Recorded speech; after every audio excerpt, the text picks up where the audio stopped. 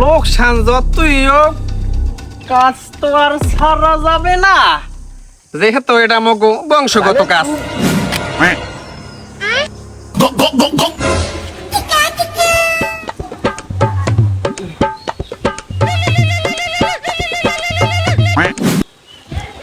Hello,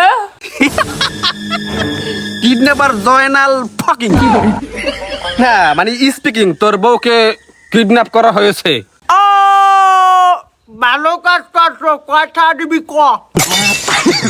আবে মুই টাকা দেবো, তোর বউরে মুই কিডন্যাপ করছি, তোর বউরে তুই ছাড়াই নিতে হয় তাড়াতাড়ি 2 লাখ টাকা লই আয়।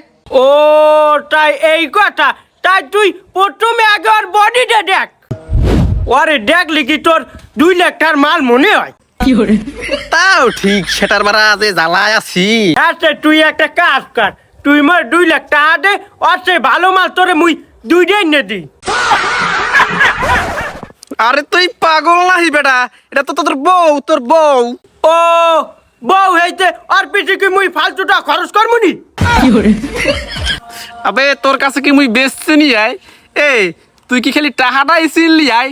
তুই একটাবারও চিনতে হলি না যে তোর বউ এখন জীবন মরণের সাথে লড়াই করতেছে? ওরে বাবা রে বাবা, ওই শালির ঘরে শালি ওই বডি লিয়ে টুকু 2টার লাগে লড়াই করতে আছে। দেখিস ওই শালি গ্যারান্টি মার খাইবে।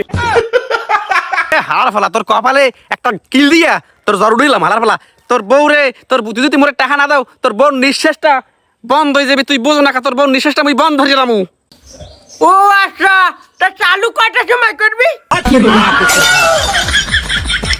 ভাবি তুমি একটা কাজ করো, তুমি বাড়ি যাই হালার ঘরে হালারে ডিভোর্স দিয়ে দিও, নাইলে তোমার কিডনি অঙ্গ পঙ্গ শরীরের ভিতরে লিভার ক্যান্সার ম্যান্সার সব তোমার মনে করো বেশি খাই লইবে।